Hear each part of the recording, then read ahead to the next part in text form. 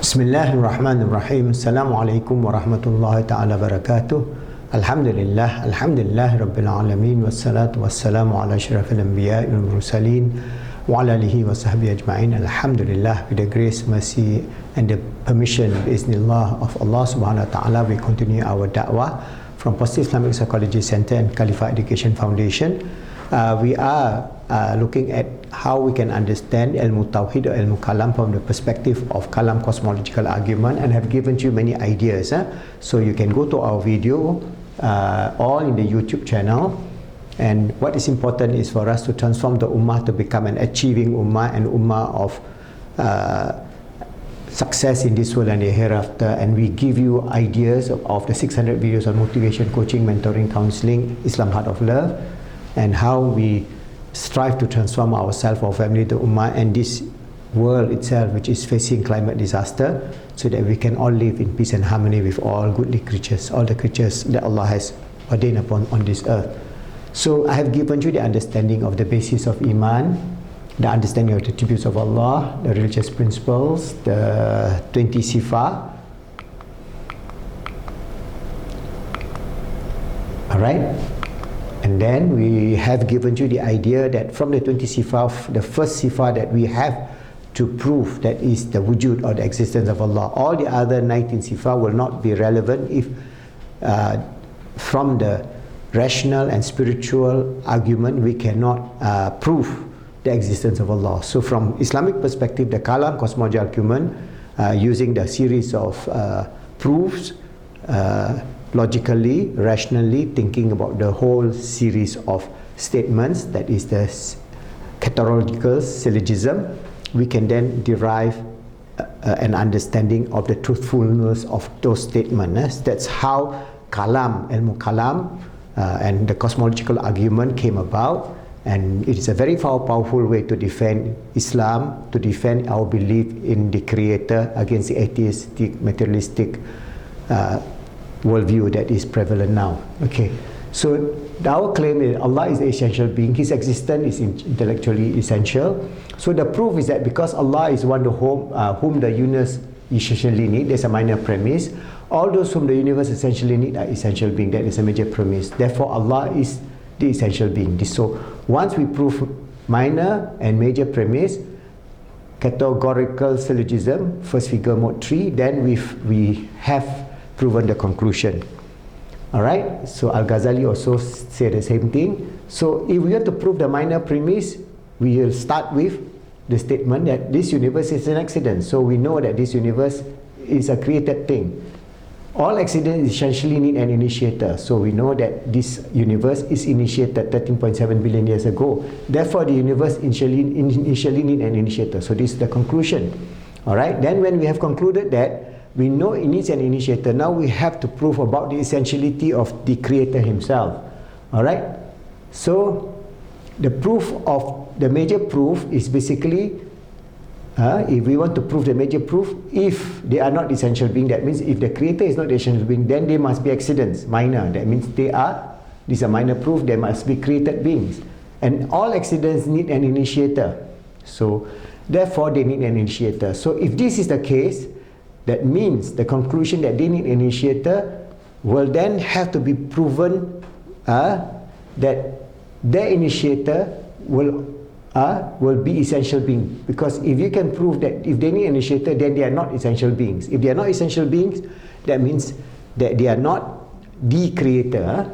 So what is important is then this initiator needs another initiator until there is no end. So if we take this view, this is what we call the watchmaker's argument. This is used by a lot of the ancient philosophers and so on. So they say, okay, if I show you a watch, alright, and I ask you, alright, who made the watch? Or you say the watchmaker, the Swiss watchmaker made this watch. Alright, so you know. The same thing, if I show you the latest thing, the glamorous thing, SpaceX, Elon Musk, the SpaceX that's going to Mars, this rocket. Alright, you see this huge rocket on the launching pad. And I ask you, who made this rocket? Oh, this is SpaceX, Elon Musk company. thousands of engineers and technicians building that huge structure that they're going to blow up to Mars. All right. So the next question these atheists will ask then, okay, if this is existent, just like the watch, who make the watch is the watchmaker, then they will ask, who makes the watchmaker? Then you say, okay, the watchmaker needs another watchmaker. All right, so this is the unending chain. So you say, okay, oh, God created the universe.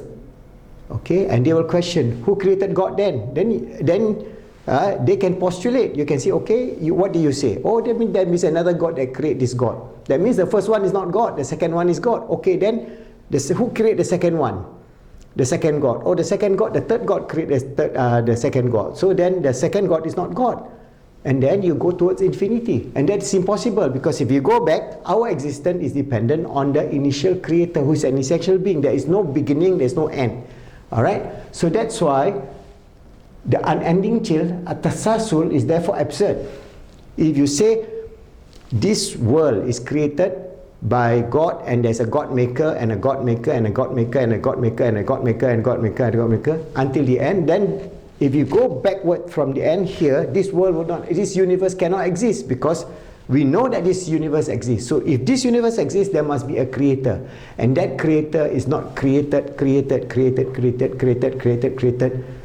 because that is the unending chain. But if you deny that, okay, this universe is not existent, then you can say, okay, then nothing exists. So now if you are an atheist, you say, okay, you can question the atheist as a logic kalam argument. Do you accept that this universe exists? Yes, I accept. The atheist will say, yes, I accept the universe. Do you accept you yourself exist? That means, do you yourself exist? He says, yes, I exist. Alright, then who created you? Nobody. Then you are not logical. Nothingness.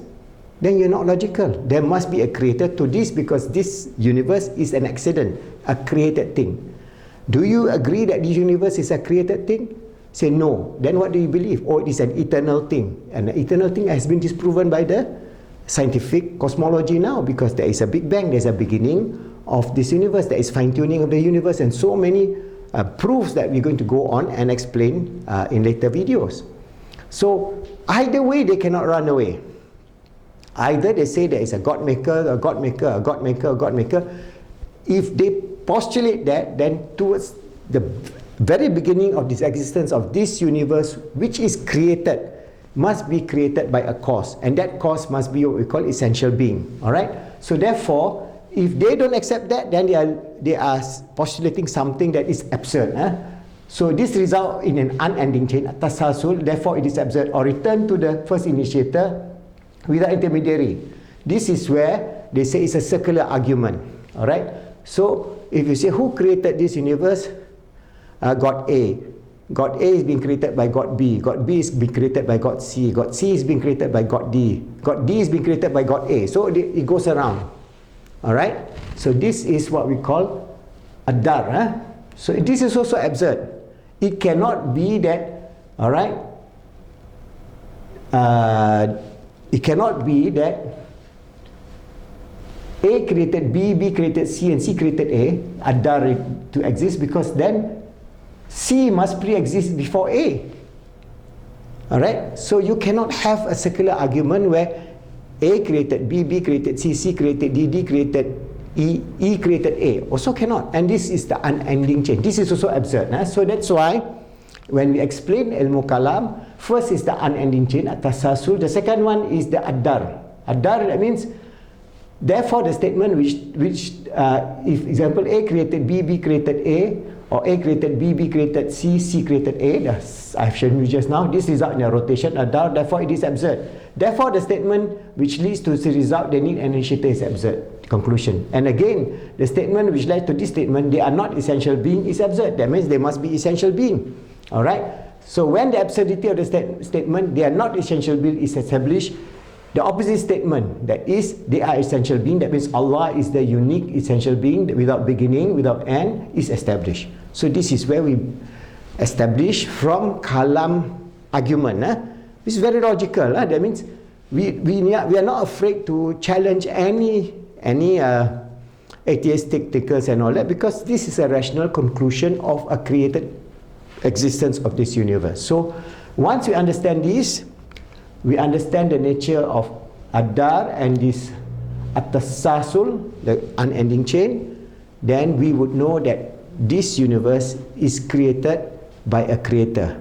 That creator is the essential being, and that creator is not created by creator B, C, D, E, F until the unending chain, or A, B, C, D, D, E, F, G, H, coming back to A again.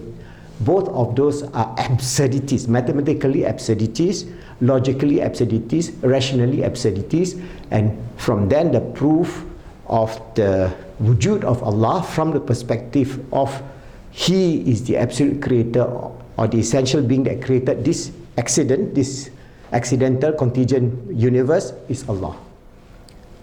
I hope you understand that. This is a whole proof which you have to go slowly. Inshallah, when you understand that, you can face any atheist, because they cannot run away from it.